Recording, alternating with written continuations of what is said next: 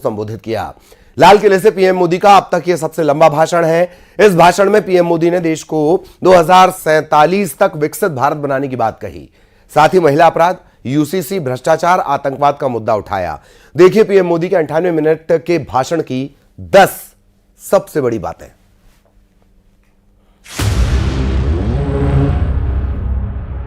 भ्रष्टाचार की दिमक से परेशान रहा है। हर स्तर के भ्रष्टाचार ने सामान्य मानवीय का व्यवस्थाओं के प्रति विश्वास तोड़ दिया है। उसको अपनी योग्यता, क्षमता का प्रति अन्याय की जो गुस्सा होता है वो राष्ट्र की प्रगति में नुकसान करता है। और इसलिए हमने व्यापक रूप से भ्रष्टाचार के खिलाफ एक जंग छेड़ा है। मैं जानता हूं इसकी कीमत मुझे चुकानी पड़ती है, मेरी प्रतिष्ठा को चुकानी पड़ती है, लेकिन राष्ट्र से बड़ी मेरी प्रतिष्ठा नहीं हो सकती है।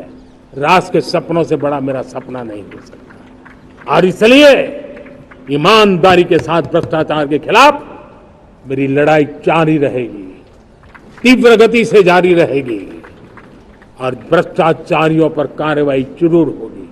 मैं भ्रष्टाचारियों के लिए भय का वातावरण पैदा करना चाहता हूं ताकि देश के सामान्य नागरिक को लूटने की जो परंपरा बनी है उस परंपरा को मुझे रोकना है। लेकिन सबसे बड़ी नई चुनौती आई है। भ्रष्टाचारियों से निपटना तो है ही, लेकिन समाज जीवन में उच्च स्तर पर एक जो परिवर्तन आया है वो सबसे बड़ी चुनौती भी है और एक समाज के लिए सबसे बड़ी चिंता भी है। क्या कोई कल्पना कर सकता है कि मेरे ही देश में इतना महान संविधान हमारे पास होने के बावजूद भी कुछ ऐसे लोग निकल रहे हैं जो भ्रष्टाचार का महिमा मंडन कर रहे हैं, खुलेआम भ्रष्टाचार का जय जयकार कर रहे हैं। समाज में इस प्रकार के बीज बोने का जो प्रयास हो रहा है, भ्रष्टाचार का जो महिमा मंडन हो रहा है, भ्रष्टाचारियों की स्वीकार्यता बढ़ाने का जो निरंतर प्रयास चल रहा है वो स्वस्थ समाज के लिए बहुत बड़ी चुनौती बन गया है। दुर्भाग्य से हमारे देश में आजादी तो मिली, लेकिन लोगों को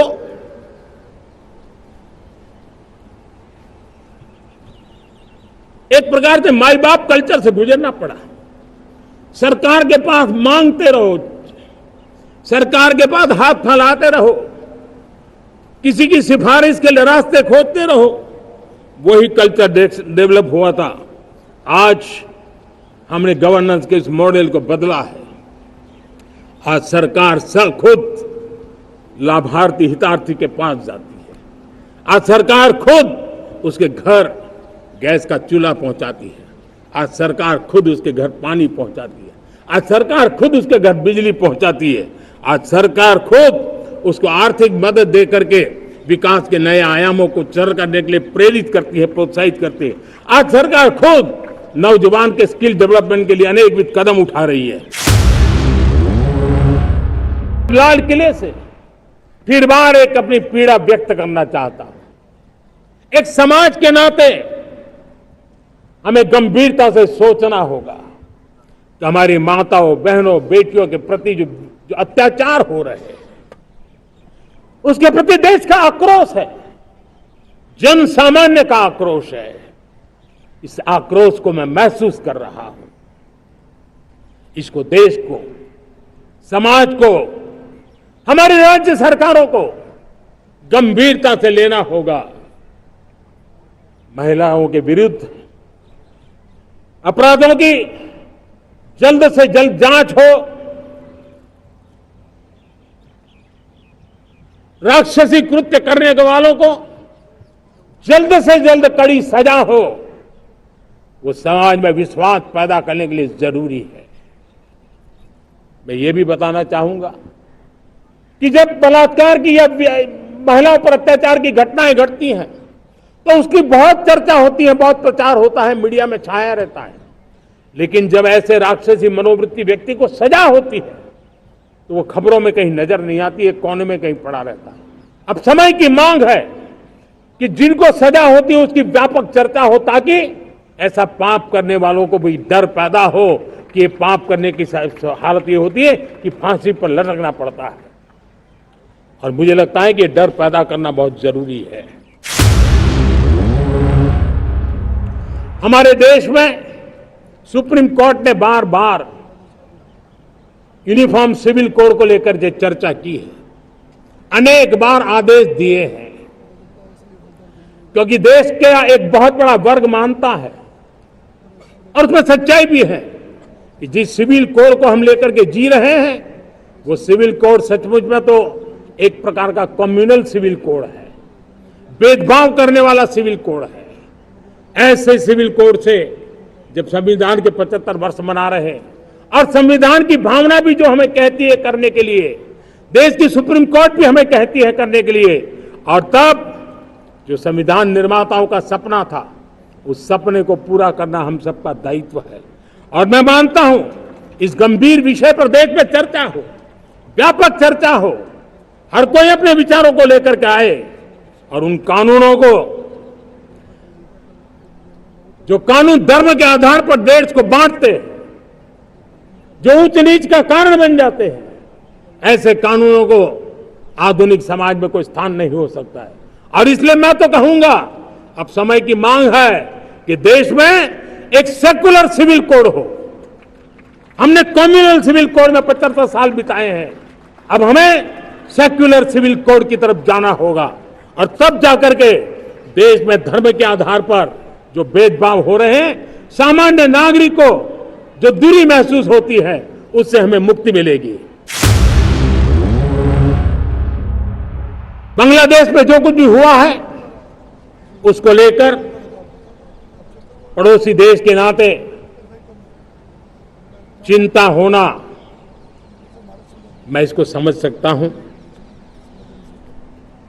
मैं आशा करता हूं कि वहां पर हालात जल्द ही सामान्य होंगे,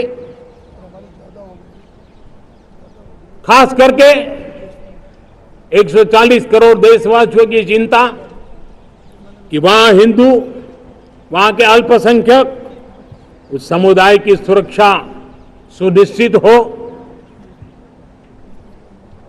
भारत हमेशा चाहता है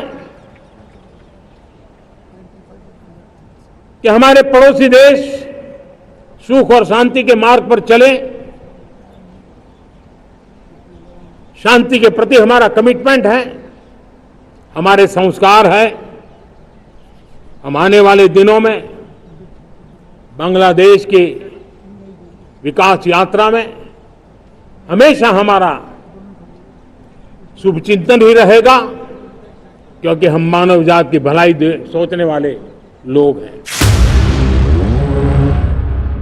हमारे बैंक संकटों से गुजर रहे थे, हमने बैंकिंग सेक्टर को मजबूत बनाने के लिए अनेकविध रिफॉर्म्स किए और आज उसका कारण हमारी बैंक विश्व में जो इन्हीं गुनी मजबूत बैंक के हैं उसमें भारतीय बैंकों ने अपना स्थान बनाया है। और जब बैंक मजबूत होती है ना, तब फॉर्मल इकोनॉमी की ताकत भी बढ़ती है। जब बैंक की व्यवस्था बन जाती है, जब सामान्य खास करके मध्यम वर्ग के परिवार की जो रिक्वायरमेंट होती है उसको पूरा करने की सबसे बड़ी ताकत बैंकिंग सेक्टर में होती है। अगर उसको होम लोन चाहिए, उसको व्हीकल का लोन चाहिए, मेरे किसान को ट्रैक्टर के लिए लोन चाहिए, मेरे नौजवानों को स्टार्टअप के लिए लोन चाहिए, मेरे नौजवानों को कभी पढ़ने के लिए, एजुकेशन के लिए लोन चाहिए, किसी को विदेश जाने के लिए लोन चाहिए, ये सारी बातें उसे संभव होती है। मुझे तो खुशी है कि मेरे पशुपालक भी, मेरे मछली पालन करने वाले भाई बहन भी आज बैंकों से लाभ ले रहे हैं। मुझे खुशी है मेरे रेहड़ी पटरी वाले लाखों भाई बहन आज बैंक से साथ जुड़ करके अपनी नई ऊंचाइयों को प्राप्त कर रहे हैं और विकास की दिशा में वो भागीदार बन रहे हैं। हमारे एमएसएमईज, हमारे लघु उद्योग के लिए तो बैंक एक सबसे बड़ी सहायक होती है। उसको रोजमर्रा पैसों की जरूरत होती है अपने नित्य मर्जी पर प्रगति के लिए, और उस काम को हमारी मजबूत बैंकों के कारण संभव हुआ है। अगर 40 करोड़ आजादी के सपने को पूर्ण कर सकते हैं आजादी लेकर के रह सकते हैं, तो 140 करोड़ देश के मेरे नागरिक, 140 करोड़ मेरे परिवारजन अगर संकल्प लेकर के चल पड़ते हैं, एक दिशा निर्धारित करके चल पड़ते हैं, कदम से कदम मिलाकर, कंधे से कंधा मिलाकर अगर चल पड़ते हैं, तो चुनौतियां कितनी भी क्यों ना हो, अभाव की मात्रा कितनी ही तीव्र क्यों ना हो, संसाधनों के लिए जूझने की नौबत हो तो भी हर चुनौती को पार करते हुए हम समृद्ध भारत बना सकते हैं। हम 2047 विकसित भारत का लक्ष्य प्राप्त कर सकते हैं। अगर 40 करोड़ देशवासी अपने पुरुषार्थ से, अपने समर्पण से, अपने त्याग से, अपने बलिदान से आजादी दे सकते हैं, आजाद भारत बना सकते हैं, तो 140 करोड़ देशवासी उसी भाव से समृद्ध भारत भी बना सकते हैं।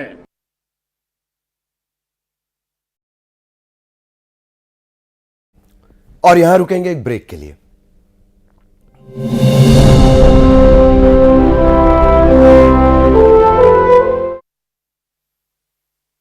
नमस्कार।